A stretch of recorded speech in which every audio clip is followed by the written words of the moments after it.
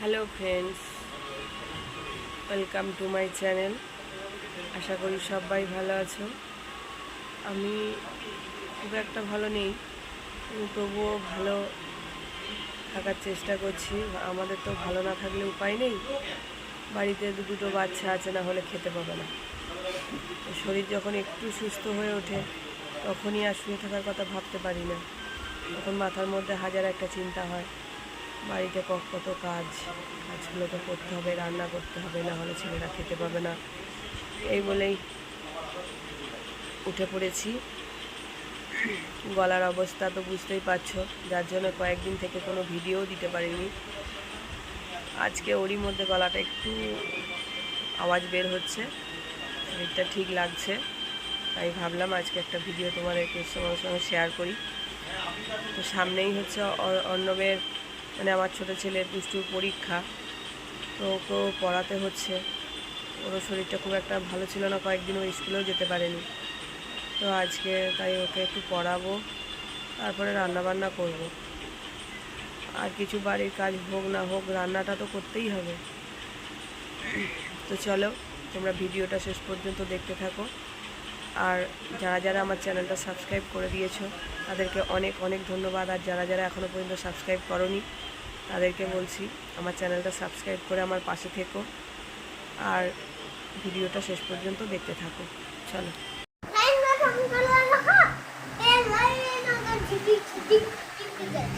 ওইটা train line করে ABCD লেখা হয়েছে।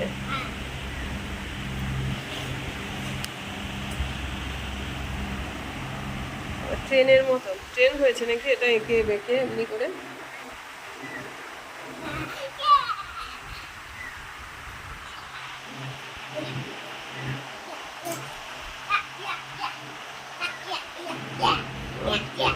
বেশ, ওটা তো আরেকবার চলে এসো।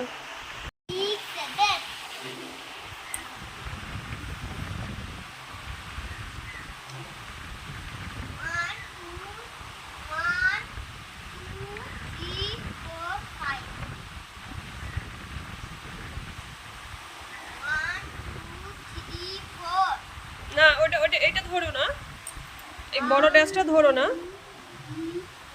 এইটা ধরো না, এইটা ধরো না, এটা বাদ দাও। এইটা বড়, এইটা ড্যাশ। ওই ওই ওই এইখান এই কটা ধরো। হ্যাঁ। হুম হুম।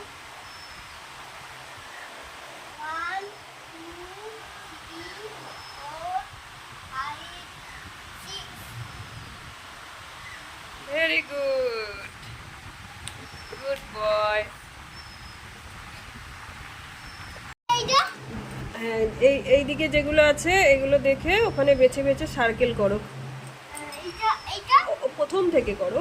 হ্যাঁ, না না, প্রথম এখানে কি আছে, এটা এটা কি?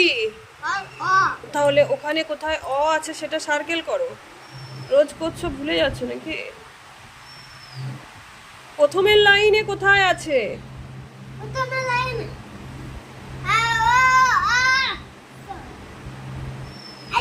হ্যাঁ, তো ওটাতে সার্কেল করো।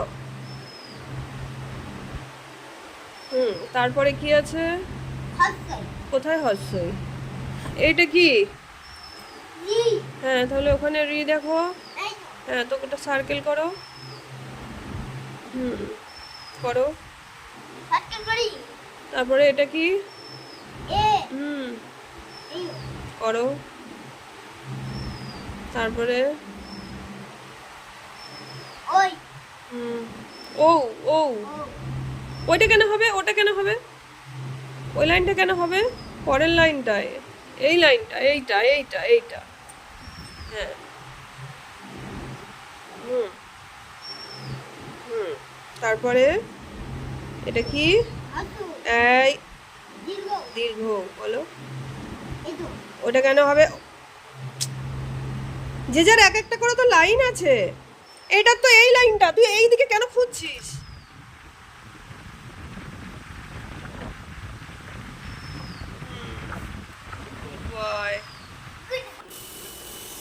সোনুর বাবা এদিকে রান্নার জোগাড়টা মোটামুটি করেই রেখেছিল।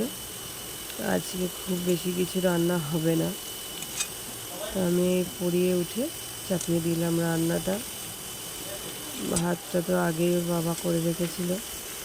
আমি এই কুঁদরিগুলো ভাজবো, আর একটু পোস্ত, আর কালকে রাতে মাংস নিয়ে এসেছিল, চিকেন নিয়ে এসেছিলো, তো চিকেনটা রেডি করাই আছে। শরীর খারাপের জন্য কালকে কেউ খুব একটা ভালো করে খায়নি, তো ওটা আজকে একটু গরম করে নেব, তাহলেই হয়ে যাবে। সোনুর বাবা আমাকে রান্নার দিকে মোটামুটি শরীর খারাপ থাকলে অনেকটাই হেল্প করে, কোনো দিন আবার ও রান্না নিজে করেও নেয়। আমি যদি একান্তই ভীষণ শরীর খারাপ হয় তাহলেই ওর বাবা করে, না হলে রান্না বেশিরভাগ আমিই করি। তো এইবার চাপাবো হচ্ছে আলু পোস্ত। তো আলু পোস্তটা বিভিন্ন জায়গায় বিভিন্ন রকমভাবে রান্না হয়। আমাদের এখানে রান্নাটা আলু পোস্তটা এইভাবে আমরা করি। তো তোমরা কে কোথা থেকে কীরকম দেখছো আর তোমরা কিভাবে বানাও একটু কমেন্টে জানাবে। তো আমাদের এখানে আলু পোস্ত কিন্তু এইভাবেই বানানো হয়। আবার কি জানো তো বন্ধুরা, আমাদের একটা ব্যাপার আছে, যখন কারো একজনের শরীর খারাপ হবে বাড়িতে, তখন বাকি আরও 3টে লোকও তার সঙ্গে একই সঙ্গে শরীর খারাপে পড়ে যায়। মানে সবাই মিলে একই সঙ্গে আমাদের শরীর খারাপগুলো হয়। এই জিনিসটা আমাদের কিন্তু বহুবার হয়েছে। একজনের শরীর খারাপ হলে আরও বাকি 3জনের শরীর খারাপ হয়ে যায়। এইবারটাতে হয়েছে কি, আমার আর আমার ছোটো ছেলের তো একটু খুব বেশি বাড়াবাড়ি হয়েছে, আর আমার বড় ছেলের আর ওর বাবার ওরই মধ্যে একটু কম আছে, ওরা মোটামুটিভাবে সুস্থ আছে। তো এইবারটা এইরকমভাবেই হয়েছে। তবে কি বলো তো, আমাদের বাচ্চাদের যখন খুব শরীর খারাপ হয়, আমরা মা বাবারা যেমন খুব অস্থির হই, ঠিক তেমনই মা বাবার যখন কোনো শরীর খারাপ হয় তখন কিন্তু আমাদের বাচ্চারাও কিন্তু অস্থির হয়। হয়তো সেটা আমরা খুব ভালো করে বুঝতে পারি না, কিন্তু কোথাও ওরা যদি দেখেছি আমার ছোটো ছেলে যেরকম কোথাও টিউশন গেছে, এসেই আগে তাড়াতাড়ি মা কেমন আছো, মা তোমার কী হয়েছে, মানে এইরকমভাবে আমাদের খোঁজ খবর করতে থাকে। আমার বড় ছেলে মুখে বলতে পারে না ঠিকই, কিন্তু ও পাশে দেখি সবসময় বসে থাকে সারাক্ষণ, যেখানেই শুই সেখানেই গিয়ে শোয়, এরকমভাবে সাথেই সবসময় থাকে। তোমাদের সঙ্গে গল্প করতে করতে আমার পোস্ত হয়ে গেছে। এবার মাংসটা যে গরম করতে দিয়ে দিয়েছি, দিয়ে এবার স্নান করব। কি হয়েছে? খিদে পেয়েছে? খেতে হবে তো? বেশ, হয়ে গেছে, দাঁড়াও খাইয়ে দেবো। আমার বড় ছেলে রান্নাঘরে দেখতে এসেছে কি রান্না হচ্ছে, মাংসের গন্ধ পেয়েছে, এমনি চলে এসেছে দেখতে। ও একটু মাংসের গন্ধ, মানে একটু রিচ টাইপের রান্না ভীষণ পছন্দ করে, আর মাংসটাও পছন্দ করে, কিন্তু মাংস খুব একটা খায় না, কিন্তু মাংসের ওই আলু আর ঝোলটা হলেই ওর মোটামুটি ভাত খাওয়া হয়ে যায়। তো চলো, আমার রান্না কমপ্লিট, এবার দেখা হবে পরের ভিডিওয়।